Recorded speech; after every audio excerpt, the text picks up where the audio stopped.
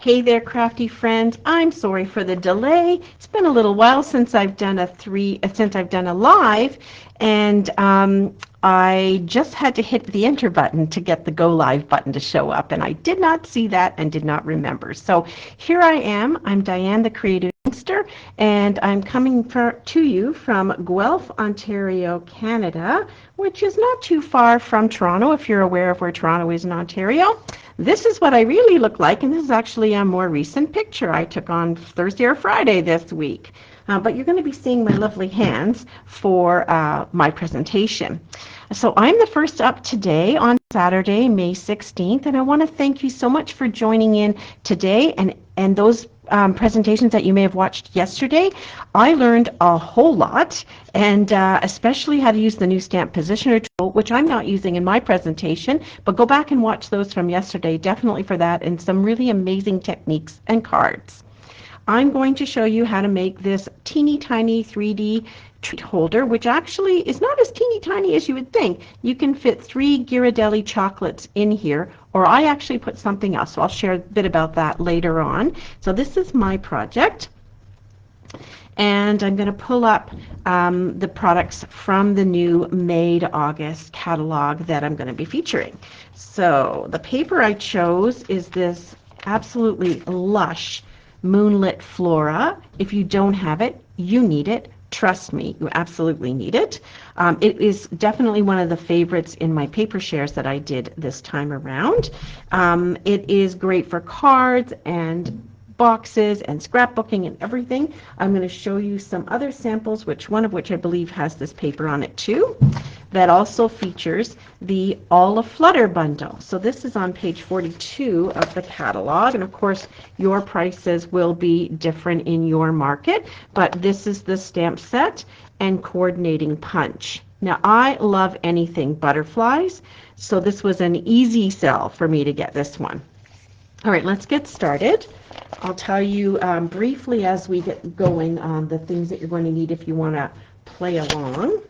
So I'm going to start with a piece of cardstock. I'm using Berry Burst, and how I chose that color is this pattern from Moonlit Flora is my base color. And what I do when I'm creating anything, and I don't know if you've tried this yourself, but I will take a piece of pattern paper, find the 3 primary colors in it, and whether it's got vanilla or beige or white as its background, and then I use those colors going forward. So I'm going to start with a standard size. So even if you have an A4 size paper, you can make 3 of these boxes from 1 sheet. I'm going to be doing the measurements in Imperial, but you can certainly convert that as you wish, but I believe you can still get it out of an A4 from my quick calculations. And then we're going to need some of this, but not a whole lot. So we will get to cutting that. I'm also going to need some scraps. So I've got a scrap piece of white for the butterflies, and I did this in my class, and I think I started with a 3x3, and if it's not big enough, I just add a little sticky note on the end to slide it into the punch. And I'll stick that somewhere. I'm not going to lose it on my table. And then I've got a scrap piece of cut off from basic white, and I'm going to hand cut out the greeting. All right, let's get started with our paper trimmer.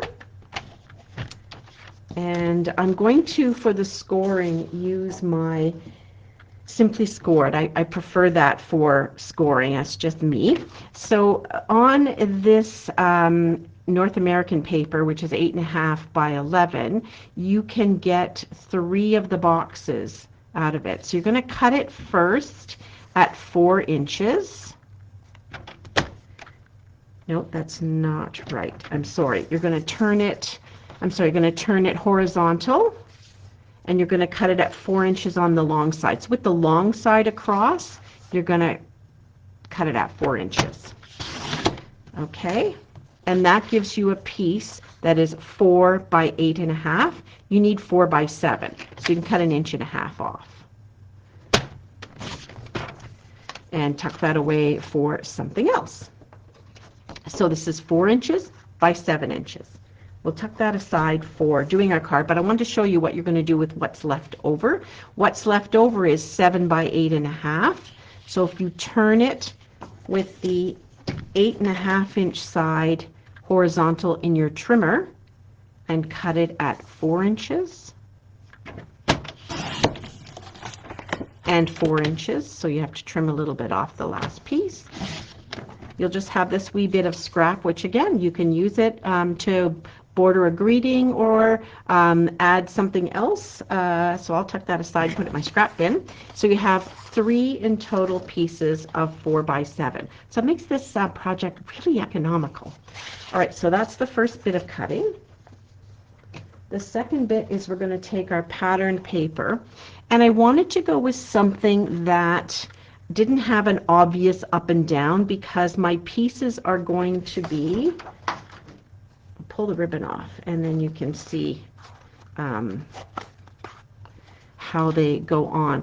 So they are going to be going in this orientation and maybe in this orientation, and then the insides. So I didn't want to worry about wasting paper by having an obvious directional piece.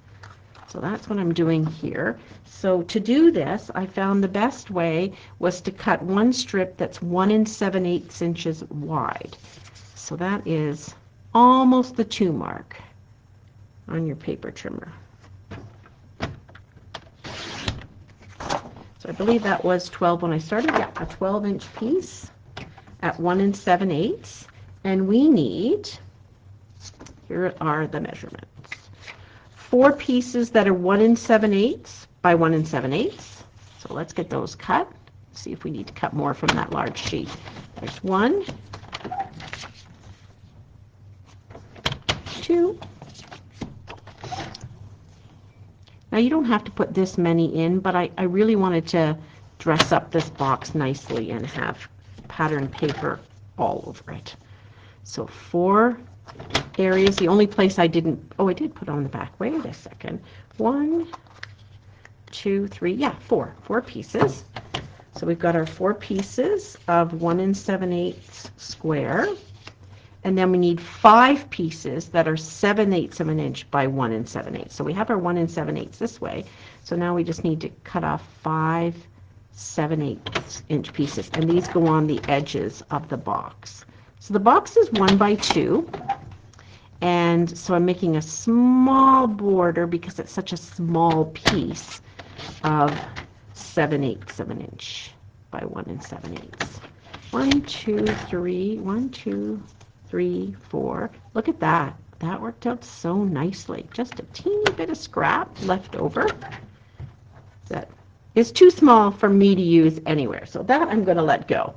All right. So that is all the paper cutting we need to do. We'll get that paper trimmer out of the way. We're going to keep these close though, because as we put the box together, we're going to add a little bit of our paper as we go along. So let's get some scoring in. As I mentioned, I prefer to use the Simply Scored, just my tool of choice. And when you're scoring, here's a tip for when you're scoring on cardstock, you want to use the thin end of the stylus. The stylus that comes with the Simply Scored has a thin end and a thick end. The thin end is because you're going through cardstock. It's thicker paper, you use the thin end. When you're scoring on pattern paper, you want to use the thick end so it doesn't pierce it quite so strongly and tear a hole through or cut right through. So cardstock, thin end. And we are going to score at, we've got the 7-inch side horizontal. We are going to score in inches at 1, 3, 4, and 6. See that? 1, 3, 4, and 6. We're going to turn it to the left. It doesn't matter which end is facing up, but this is the short end, the 4-inch end. We're going to score that at 1 inch and 3 inches. There we go. That's all our scoring done. Now, I highly recommend if you make this box that you make one template out of cheap paper, retired paper, cardstock, white cardstock, whatever you'd like to go with. And here is my finished template. And the A, that means adhesive. So that's where my adhesive is going to go. So when we cut this piece here in Berry Burst, you'll have one to make as your template. And then this is where my DSP goes. I want to know that because on the box, I have punched out just a little half moon, half circle here. So I want to add the pattern paper before I take that piece out. It makes opening the box and getting into it just a little bit easier. Not necessary, but a little bit easier. All right, so I'm going to leave my template. Let's just tuck you guys over here for a sec. I'm going to leave my template up here in the corner as a reference.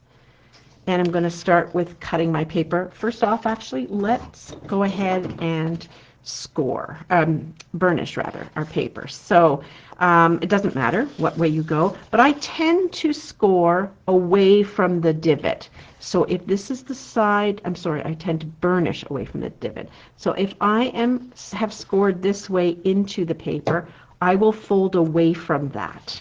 I find that it tends to not break down the fibers quite as much. You do you, but that's what I do, and that's sort of my go-to. All right, so I'm just burnishing all of the score lines. And since we're doing a box, we're not going up and down and back and forth. We're going to be wrapping it around because that is ideally how we want the box to finish up. So we are scoring all in and burnishing rather all in the same direction. Okay, that helps if you burnish first for you to be able to see where your score lines are and get ready to do your cutting part. Okay, so both ends are exactly the same. It's 1 inch in on both ends, so it doesn't matter where you start. Having it horizontal in front of you with the 7-inch side across, you're going to cut up the squares on the bottom, the 1-inch squares, the 1 inch and the rectangles, all the way up. All those score lines you see closest to you, you are going to cut up. Yeah, we're going to miter them too before you wonder if I'm going to forget that. I won't, I hope. We are going to miter them, but I'm going to get all my snipping done first. Right, so we've snipped up all of those, and then we'll turn it 180 degrees. So we're on the other side. It's still the 7-inch side horizontal, and we're going to cut up those. All 4 of them. See how it does make it just a little bit easier to see if you've already scored, taken your bone folder and burnished them nicely. All right, there we go. So it's starting to take some shape. Now it's time to do a little bit of mitering. So we are going to start on the left and on the tabs, and just the little tabs, the 1-inch tabs, we are going to miter.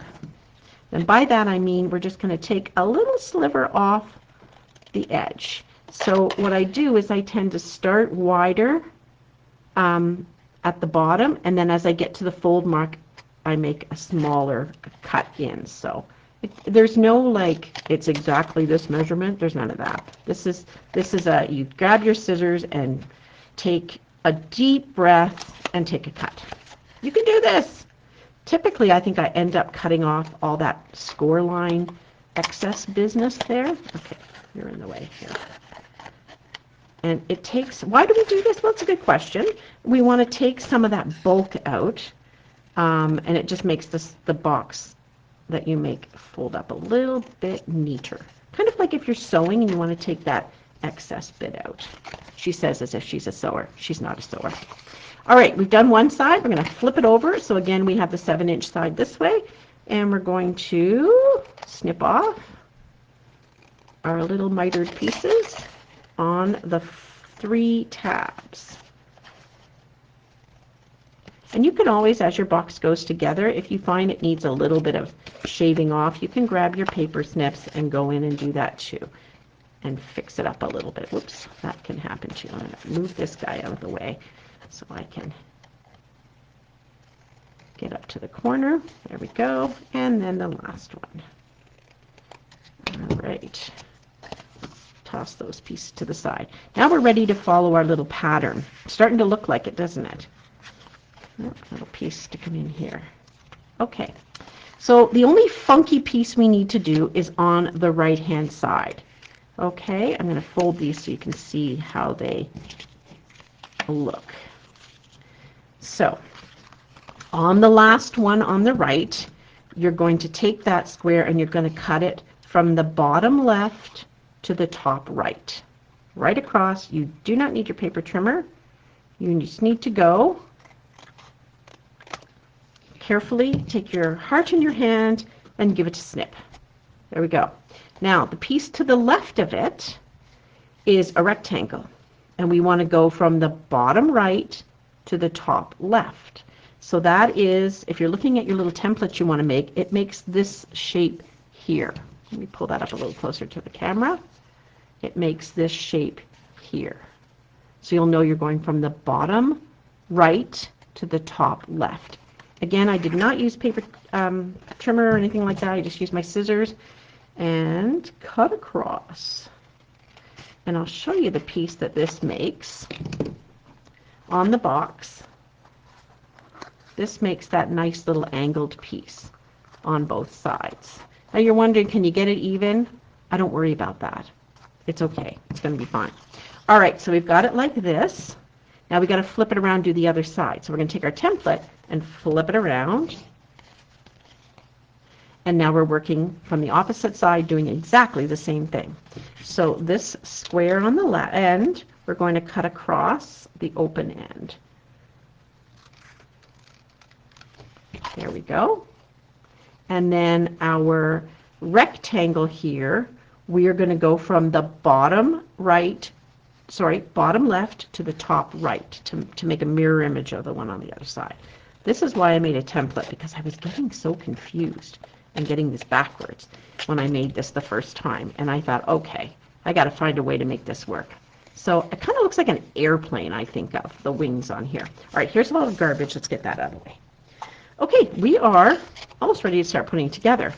And one thing I made on my template was a reminder to myself that I wanted to put my DSP down first, because I'm going to be taking a hole out of here. So this is where those 7/8 by 1 7/8 pieces. So find the nicest one, because this is going to be the very front of your box.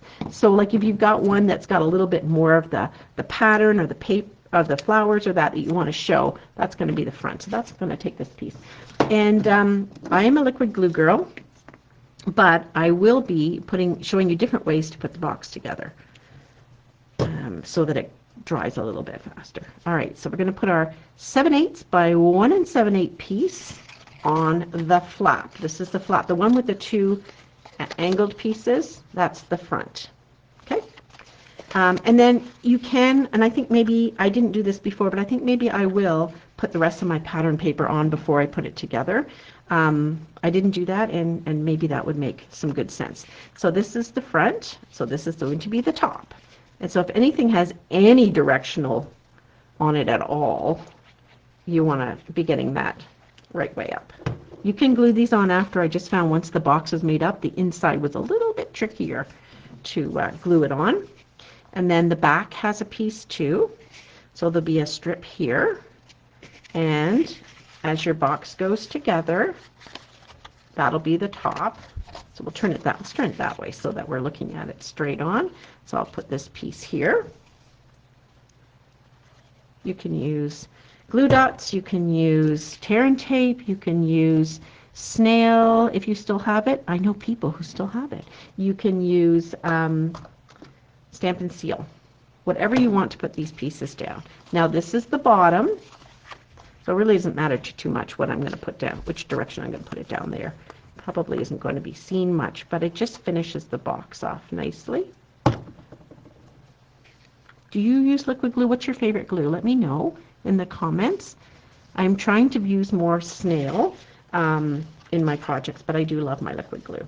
All right, as we're pulling the box forward, and that is the front where our little flappy things, airplane flappy things are, then this piece is going to be upright, this piece here. So again, I'm just going to look for a piece that might matter that it's showing a little more flowers or something. Now I made a whole bunch of these for my class goers. It was designed, I don't know who it was designed by, but one of my team members gave me the instructions. And or gave us one. I'll show you. I have it here somewhere. Yeah. She gave us one at Christmas time, which I deconstructed to make, and see, I tore it up, so I have a way of making it. All right, and then I've got two squares rather on the inside, and I'm going to glue these pieces, and they will be the bottom and the top. Hence the reason for non-directional. Because I know me, it's a 50-50 chance. I know which way it's going to go. I don't even have to try it out. And then this is the lid. I thought the backs of the paper would help me see the directions a little bit better with these cute leaves. Whoa! Leaves, but it didn't. So, you know, there you go.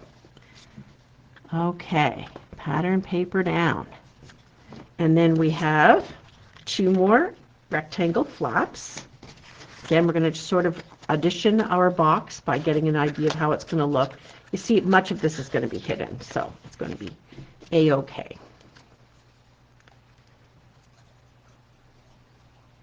Get that on. Have you got the Moonlit Flora in your hot little hands? Because this is lush paper like I have never seen. Just gorgeous. And I love the little accents of Golden Glow, one of our new in colors, all of the Peaceful Pine that's in here, and Berry Burst. So Berry Burst is not a color that I use very often. And so it's really nice to have those pretty little pink flowers and have it be a nice box to work with. All right, so now we're ready to put our adhesive on. Oops, so go this way. So that's where I put my little A's so I know. So I guess technically speaking, it's other than these two, it's everything that doesn't have paper on it. So I'm going to show you what I did. I used my liquid glue, and by that I had to like fold them up, put a little clothespin or something to keep it shut. So I don't highly recommend that. Then the other option is to use your glue dots. So 1 glue dot in each, or a couple of glue dots, maybe. Tear and tape was also an option I used when I made about 8 or 10 of these. I'm going to use my Stampin' Seal, or Stampin' Seal Plus if you have that, today. So put it all where the A's are. And I think when I used the tear and tape, I just did a diagonal piece. But here I'm going to put a couple of widths of this. You should be able to see that shine showing up. And I probably should have my silicone mat underneath, because I'm getting a little wild with my adhesive and I don't want it to get on the paper. And then we'll scoop this down a bit, and then on these little triangles we want to put some of this adhesive too. And I didn't specify, but I'm going to say it now. You're putting these, this is the outside of the box facing up, and we're putting it on those tabs, not on the ones on the inside, so that they glue shut the way you want them to. Okay, now we're going to put it together. Oh, yeah, I knew I'd forget. We are going to make that little divot here. So before you put your adhesive on, if you're going to do it the second way, I have an old 1/2-inch punch, and that's what I'm going to use here. And this is why I wanted the designer series paper already on it, so that I'm going through both layers at the same time. So I'm going basically halfway up my 1/2-inch punch, and I'm kind of going eyeballing it to be centered. Okay, and I wanted to look for something that is current product. So that's a 1/2-inch punch, and that's what a regular full circle looks like. In the Stylish Shapes dies, this is the smallest circle. We probably have some other die that might work too, but this worked in my stash as well. I could have, before I put the adhesive on, run this through halfway through, and it would have got a cute little stitched circle and give me the same basic idea. In fact, you wouldn't even have to go all the way halfway. You could even go 1/3 of the way, and you're getting that opening that you'd like. So there are options if you don't have a 1/2-inch punch. Okay, let's put our box together. So we're going to tuck this behind and push it down. We're going to tuck this one behind and push it down. We're going to do one side of the box like that. I'm going to turn it around and do the other side of the box by push those sort of in and line them up and line it up. We've got the base done. And then for this funky angled section, your small flap that has the adhesive on it folds down, and then the angled rectangle comes around. Same on the other side. Fold the triangle down and the angled rectangle over. There you go. And there's your box put together. Got a little bit more work to do because we're going to add some all of flutter butterflies on there and just slide that in. I found after it's been sticking for a little while, it stuck quite nicely. I suppose we could have kind of played with the paper there, but angles probably wouldn't have worked out well for me. All right, and there's our little hole for pulling things up. And as I mentioned at the top, you can fit 3 Ghirardelli square chocolates, at least the standard ones that I've bought, into this box. And what I put in here instead was I bought some Ziploc bags, like small Ziploc bags that are food safe, and I put in some covered almonds. So if you have something that's pre-wrapped that goes in, that's always best. But I did buy some food safe ones and put them in there and close it up. All right, let's get into some stamping. All right, so we have a little bit to do. I love the stamp set. I got to tell you, you have to get the stamp set. It is absolutely adorable.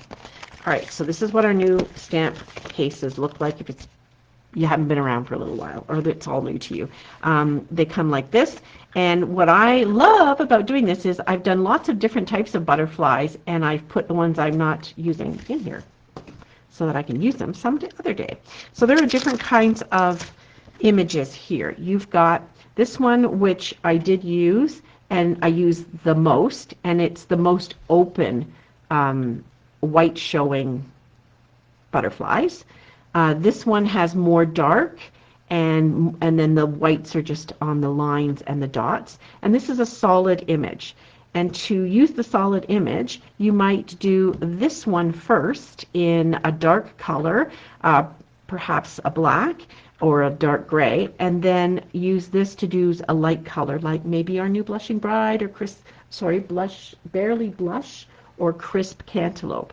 And then that would fill in the holes if you didn't want to color them in. A couple of options. And then there's a couple of greetings on this too. So this is like a great stamp set. Let's pull in a couple of blocks. Oh, that's not going to be big enough. We need something for our butterflies. I'm going to go to my favorite, my go-to. Oh, I was also going to mention something else. When the stamp set comes, it comes on a thick sheet, and then there's a thinner sheet over top. And I keep the thinner sheet on top so that when I stick it into the paper, it doesn't tear the back of the paper. When my first set, I took this thin piece off and I tossed it away. And then these were still a bit sticky, and as it sat in my case, it tore up the paper on the back. So just a heads up on that one. There are lots of people with lots of ideas out there on how to stamp them and onto white and then add the paper on so that everything fits in wherever you like. I have a lot of stamp sets and I don't really have the time to do all those things, so I just slide them back in the sleeve and hope for the best. So you do whatever works for you. So as I mentioned, this is a 3x3 piece, and when you are stamping and cutting in to do the punching, you want to get your bottom butterfly near the bottom corner. It just makes a little bit less waste. So I'm going to take my Berry Burst ink and I'm going to ink it up. Okay, so I see that he is well used and well loved, and so he was starting to come off the block a little bit. So I'm just going to press him down so that he sticks a little bit better to the block. There we go. I'll give you a tip about that afterwards. So going with the idea of the smallest butterfly near the bottom, press it down. And before this ink really dries on the paper, I'm going to grab my Wink of Stella and I'm going to color in. I'm actually going to, I don't know which one I'm going to end up using here, probably the little one, but I'll color them all. Before it starts to really dry, I'm going to use my Wink of Stella because I find that when I do that, it pulls some of the color into the white space. And it's like it's got a light coloring in it. And I kind of like that look. But if you don't want that and you just want the sparkle to appear where you have, where it doesn't bleed it out a little bit like that, if you don't like that look, then just let it dry a little bit longer and it'll be fine. So, and it doesn't affect your Wink of Stella brush. It doesn't make it pink or anything like that. All right, so then that's how I've gotten just a little bit of it on the inside. All right, so we will tuck this into our punch. It just takes a little thinking about lining it up. And if you find that, you're trying to push it in and you didn't have it far enough in the corner, just take your paper snips and cut a little bit off around here. It has quite a thin border, so you could just cut this corner off and then it'll fit better into your punch. And because it is photopolymer, it will tend to move a little bit on the blocks. So to get it to be lined up exactly the same, I'll give you a little tip on that I didn't show. Okay, give that a squeeze. Boom, done. These bigger ones, I think, are going to go into my collection of butterflies in my package. So I was mentioning about putting it, getting your stamp not to wiggle too much so it keeps the same shape as the punch when you take it off. So if you find when you put it on that it's warping a little bit, here's a tip. Grab your silicone craft mat, stick your stamp down, don't wiggle it into place, just stick it down, and then take your block and go right over top. It won't stick to the silicone craft sheet and it'll come up in its shape. If you try to do it on paper, it may stick a little bit to the paper. Right, now we'll do a little bit of greeting. We're doing Friend from the stamp set. Where are you? That. Take a small block. I'm going to use it on one of the many, many half-inch pieces, or whatever this is, 3/4 of an inch pieces that I have kicking around. And stamp that down. Now I'm using a little placemat because my tables are resin and they warp a little bit. But if you are on any kind of table, it's also good to stamp on top of a Stampin' Pierce mat. That's another option. All right, I'm just going to snip some of this off. So now I'm going to hand cut around this. There's no specific die for this. And I just kind of do this. I go around and not too close. Don't try to get close. You probably won't be able to get close enough. And around and then down through the word, the top of the word. We are nearly finished. So I'm nearly done my time. I'd love to hear what you think of doing 3D project. I love treat holders for my classes. I am back to doing 3D treat holders with little treats of various kinds, so that the trick is remembering or figuring out what to give my friends who come to my classes, and then just give them a little bit of something to take home. I'm going to use the mini glue dots, mini dimensionals rather, on this, and pop that on the front top of my box, and then my adorable little butterfly. These are an interesting shape, mini dimensionals. It's because they came from a paper pumpkin pack, and I'm using them up too. Gotta use up our stuff, right? And then this will go in the top. I didn't put any other embellishments on this. And then I'm using the Peaceful Pine new 100% polyester bordered ribbon, 3/8 inch or 1 centimeter ribbon, and I cut off about, okay, it was 14 inches. I think I originally thought, oh no, that is the that's the one I just took off. I think I cut about 16 inches. Yeah, a little bit more. And so I just place this on here. Make sure it's not twisted behind. Make sure it's flat. Stick this on here somewhere in the middle. Pull the ends up. I go left over right, like a good girl guide, and pull it straight. So my trick for doing bows is if you want them to lie horizontal, tie them vertically. So I'll go like that. And then another tip I have for you, because we only have two hands, unless you have a buddy sitting in the craft room with you, is I take a little glue dot. So sometimes you don't want this because you don't want it to, you want to be able to take it off. But if you wanted to, you could actually even take some of the sticky off it and just use it temporarily and tuck it under where you want the bow to land. And so again, pull it tight, pull the tail up to make a loop, wrap the top one around, and push it through. And then when you pull them left and right, they land so much nicer than if you try to tie it sideways. Somehow, if you try to tie it vertically to begin with, it lands nicely, and then you can snip off your pieces with some decent ribbon scissors. And, you know, they always turn out so much better when you're not doing them on camera. But that's my 3D little box. I hope you like it. Thank you so much for watching. And I hope that you've totally enjoyed this weekend of presentations. We absolutely are thrilled to bring them to you. It's our give back to our customers and friends that want to come out and learn more about stamping, and you know, just basically as a wonderful gift and thank you. Up after me is Maureen, and she will be at the top of the hour. And then I'll be back this afternoon for our closeout. Angie is the last presenter, and then I come on at the top of the next hour, which in my time zone, Eastern, it's 3 o'clock, and I will do a live closeout and chat a little bit more about the next event. Thank you again so much. Have a wonderful day. Bye.